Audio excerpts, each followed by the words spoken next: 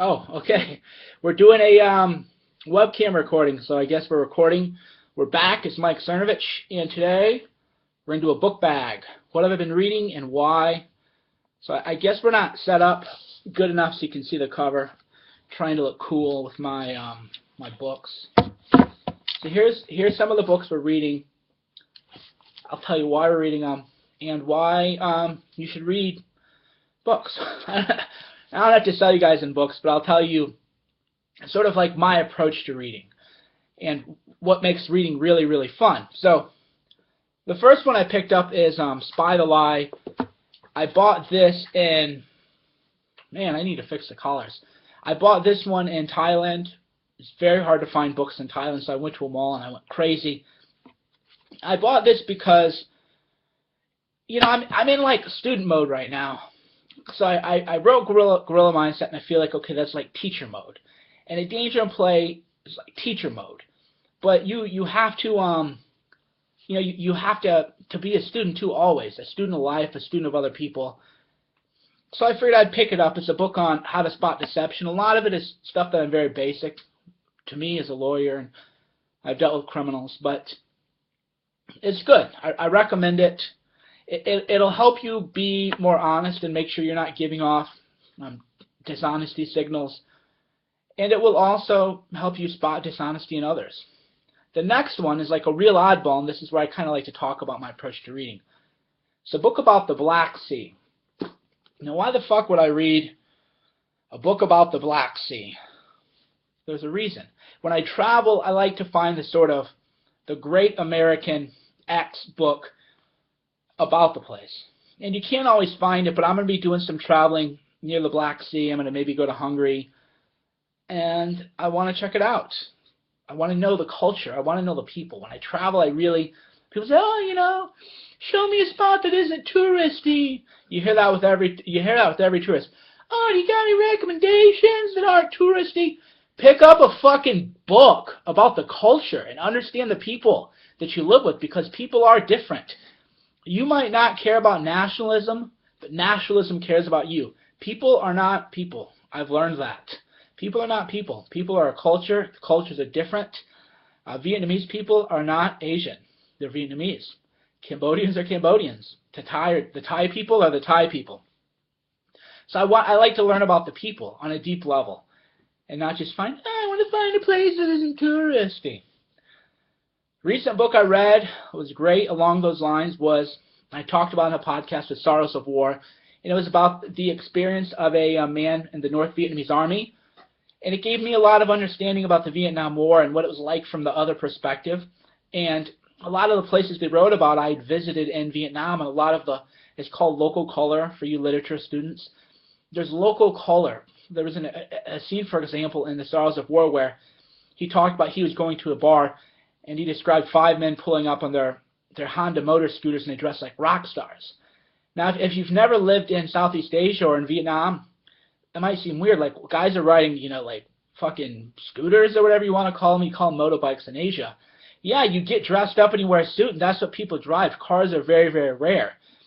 So you can picture 5 guys with cool hair and leather jackets, looking all cool, but you're rolling on a motorbikes because that's what everybody rides. So when you read books and you're visiting a place, you feel really in touch with the culture, and it enriches your whole experience. And I also read, and I don't have it with me, it's called Surviving the Killing Fields, and it was about the man who was in the movie, The Killing Fields, and the experience of the Cambodian people during a Pol Pot's regime and the rise of sort of communism and ethno-nationalism in Cambodia. And I'm a pretty stoic guy. I had to put the book down several times because it fucking broke my heart. After I finished reading the book, I was just fucked up, man. I was at the flight and I was trying not to cry. It was a very, very moving book. I mean, you want to talk about the potential for human suffering, what happens when people endure trauma and tragedy. And it's just not a happy book. There are some lessons in there. For example, you learn that, for example, the character was the protagonist was a doctor. And it's a real story, true story. And he went from being a doctor at the highest of the high level to having to clean shit stalls and having stomach parasites, and you think, well, how could he live? How do these people live? Why don't people kill themselves? You learn about the will to live and how strong it is and how much you can endure, but you also realize that the toll it takes on people.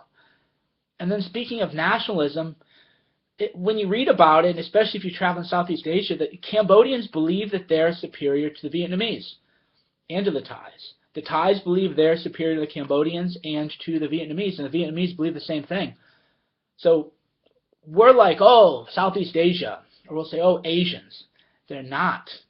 So if you really want to understand the world and a lot of the things that are happening abroad, you better understand nationalism. Like I said, you might not care about nationalism, but fuck, nationalism cares about you. The next book is Touch. One of you said you tried to find it and you couldn't, so it's by David Linden, Linden. The subtitle is The Science of Hand, Heart, and Mind. Now, why read it? Well, again, I'm in student mode. You know, I'm patching in holes in my knowledge. I'm expanding my knowledge. I'm growing. I'm learning all the time. And I bought this book because I had an epiphany, and I talked about this in a previous video. I was getting massage, and I just thought, man, there's a lot of people, they never get touched, and what must that be like? So when I'm at the bookstore and I see a book about touch and it talks about the science of touch, of course I'm going to buy it. I want to broaden my understanding of humanity, of the world, of biology, of myself, and of you guys. The next one, this is fun. The paintings at the Orsay Museum, I probably mispronounced that. But what it is, there's the Orsay Museum.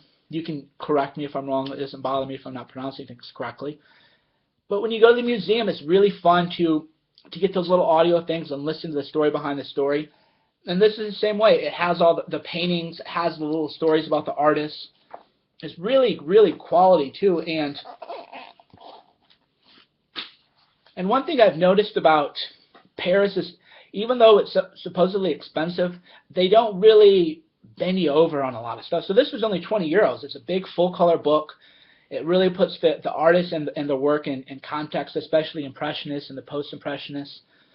So it's a cool book, and that's what I like to do. So I like to do right-brain stuff. I go to museums. I walk around, and again, we did a whole podcast on art and the unconscious mind. I like to walk around. I like to just fully immerse myself in the experience, and I think that actually makes me more creative. So that's another book. And then we'll break out the Kindle. I read it on my iPhone, and I have the little Kindle Paperwhite. So we got Crypto, Crypto, Copywriting Secrets. Okay, so there's a guy, and here's an example of how do you get noticed. I don't know. That's a weird way of saying it. Here's an example of a guy I know because he follows me on Twitter, and he's retweeted my stuff. So I thought, who's this guy? Ben Settle, Settle is his name. And I followed him, and he's a copywriter and an email marketer and stuff. And I always notice he RSS feeds his AWeber mailing list titles to his Twitter, and I always thought they were kind of catchy headlines.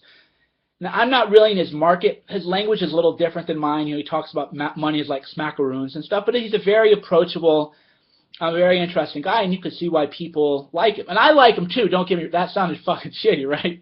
I like the guy too, but I think he markets products a little bit differently that I'm probably not necessarily in the market, but it's a valuable market. He does great work. So he talks about his copywriting secrets, and he lists the principles of good copywriting, and he gives good examples of what he views as good copy. Now, the only real critique I have of the book is that he does these kind of analyses of newsletters, and it's kind of hard to read on a Kindle. It would be, you'd want like a paperback where maybe you put the newsletter here, and then you write your columns on the right-hand side of the margin. So when I would read the case studies and the analysis on the Kindle, I'd kind of have trouble following along. But it's a good book, and he uses, again, a lot of different examples of ad copy, sales copy. A lot of what I write at Danger and Play, and the reason I write the way I do, is a lot of my posts are a long-form sales letter because I tell a story. Even when I don't sell anything, I got to sell you on the story, right? That's what people don't realize. When you sell a book, you're selling a story, right?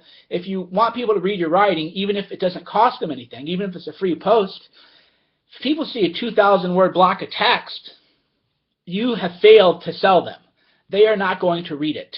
If your title for a blog post or an article is not good, you have not sold them. You have to grab people, I really want you to read this, and here's why. So design matters, headings matter, and if you look at every post that I write, they're written in two different ways. You can just read the big blocky, I use H3 as the size of the font. You can read that and know the story. If you really want to dig deep in the text, you can read the paragraphs. That's copywriting. That's how you want to think about things. How can you capture attention? Now, do I agree with everything in Ben's book? Well, I mean yes and no, and here's what I mean. At my age, and I might do a whole video on this, I'm different. When I was 25, I was a fucking shithead. I would just argue and, this is wrong and this is wrong. Now when I read something and I think, that's not really the approach I take, I still find value in it because it makes me engage and think more about what I have to offer. So in Ben's book, I'm thinking, well, I don't really know if I would use those kind of tactics, or I don't know if I would use those kind of headings or the wording. Well, then I'm thinking, well, what would I use? So instead of saying, well, here's 3 things that I don't like about Ben's book, I'm like, well, I probably wouldn't take that approach, but I'm going to take this approach. Therefore, the book has value. And it's $2.99 on Kindle, I think. I don't know. I should do affiliate links on this, but I don't know. We'll see. I'm also reading Beyond Metabolism by Scott Abel. It's a book about why people overeat, the psychology of overeating. And his name might be Abel. I don't know. It's Abel is how he's spelled. So a friend of mine, Amir Siddiqui, recommended the book. And Amir Siddiqui is a protege kind of a Scott Abel. So I bought the book to support Amir, and also, if my friend's mentor and coach releases a book and it's $5, I just buy the book, right? Even if I don't think that I want it. But I like it. It's good. It talks about the psychology of eating. Why do people overeat? How can you, as a coach, help your clients not overeat? And how can you, if you're, dieting, get into your head, well, why are you overeating? What are you eating a certain way? Why do people eat this way? So I'm reading that too. And I think that's it. Maybe I've read a bunch of books too. I probably wrote reviews about them. But that's it for now. Oh, I downloaded some books on Paris. So I downloaded Paris City of Lights. And again, that goes back to when I travel somewhere, I don't want to see the non-touristy places. I want to read about the culture. What's it like? What are the people like? I want to hear about see the underworlds. And then what's cool is when you live in a place, or even if you travel there for a while, you feel connected because they'll mention streets. And you're like, oh, yeah, I've been down that street. Oh, I know what structure they're talking about. Oh, I know where that museum is, or I know where that river is. And you really feel, because otherwise, if you don't think about the culture and read these books, a lot of people say, well, I travel and I feel alienated from the culture. Of course, they're not your people. Again, you might not care about nationalism, but nationalism cares about you. They speak a different language. They have a different background. But when you kind of walk the same streets and you realize, then you appreciate the shared humanity.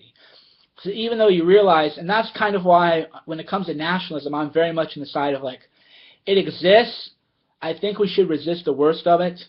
And I see kind of a rise of a neo-fascism in the U.S. and that when you read a book like The Killing Fields, you learn where that kind of leads. And that's why a lot of the political stuff I do, people don't really understand, because they're like, well, what is Mike? Is he, this hateful guy, or is he really, what is his thing, right?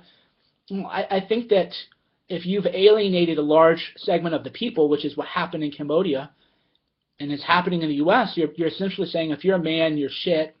And then if you're a white man who's straight, you're like the shit of the shit. We'll put you to prison for rape. Fire you from a job if you make one bad tweet. You can't say things other people can say. There's hashtags, kill all white men. That was literally a hashtag. People posted on Twitter. A girl got called out for it. She worked at university. Kept her job. Meanwhile, a black woman attacked Tim Hunt, a white man, a good little liberal boy. That's why I go full gorilla. Well, she lied. She fucking lied about the guy. He lost his job and he hasn't gotten it back. There's anger. There's anger among men, and I don't want to see it turn into anti-Semitism. I don't want to see it turn into racism. I don't want to see the worst of sort of like my people come out. I really don't. So we have to figure out what we as men are doing. How can we talk to each other? That's why a lot of people don't get it. I'll talk to anybody, because if we're talking, we're not killing each other. And that's what I want. I like peace. I like prosperity. I like museums. I like civilized streets. I like people making a living. I don't like slums. I want people to live an amazing life. And there is a geopolitical aspect to it. And what that means is we really have to understand nationalism. We have to understand the rise of neo-fascism in the U.S. We have to understand that telling white men that we can kill you, telling us we're evil, lying about what we do, it isn't good, because that's going to lead to a backlash. I don't want to see that backlash. I want to find ways for us to keep talking, for us to not lose our jobs, for us to sort of find ways to work together, because if we're talking, we're not killing each other. And when you read books like Surviving the Killing Field, when you read about the Vietnam War, when you read about what happens when nationalism rises up, and where people get into this ethno-identity and, well, if you're a white man, you don't matter, but if I'm this, I can say whatever I want to do. You know what happens, right? The people turn against each other. The people start killing each other. Shit gets fucking gross. It gets out of control. I don't want it to happen. So that's a little bit why I do what I do. And that's why there are people who, when they attack me, they don't have any understanding, because if you attack me and you don't have a real deep understanding of nationalism, because my critics and adversaries and haters, they don't travel, they don't talk to the people, they don't study the local culture, they just think, well, people are people, you know? That's why we lost the Vietnam War. People are people, you know. People aren't people. Nations are nations, cultures are cultures. Unfortunately, and a lot of times people view their race as a central identity. We don't want that. So let's not do it. Let's find ways to talk to each other. Let's find ways to work together. Let's find ways to not attack each other. Because it's not going to end well. I know there's no such thing as a happy ending, but I don't want a sad ending. So think about it. Think about how we can work together. Resist that temptation that we often have to get into tribalism. You know, I understand that we as men have to defend ourselves, and that white men, you know, kind of have to push back a little bit, because right now, if you can start a hashtag kill all white men, keep your job, and then a woman can lie about what a white man said, Tim Hunt, and he doesn't have a job, something's wrong. So we need to talk. We need to have a conversation. We need to have a full, open, honest conversation. And that's what I'm doing. And my haters are fucking idiots. That's why. They don't read. They don't travel. They don't talk to people. They don't have any broader understanding of the world. But you guys are different, so I just gave you a whole pile of books to read. Crypto Copywriting Secrets by Ben Settle. Touch, The Science of Hand, Heart, and Mind. The Black Sea, you're not going to read that. Surviving the Killing Fields, I recommend, but it's a roller coaster, man. Spy the Lie, I definitely recommend, because, you know, everybody needs to learn how to spot dishonesty in people. All right, thanks for watching. If you've never heard of me, my name is Mike Cernovich. I have a book called Gorilla Mindset Out. These videos are kind of like Gorilla Mindset Part 2, the video series, and I have dangerplay.com. As always, like and share the video. I appreciate it, and I'm gone. I'll talk to you guys tomorrow.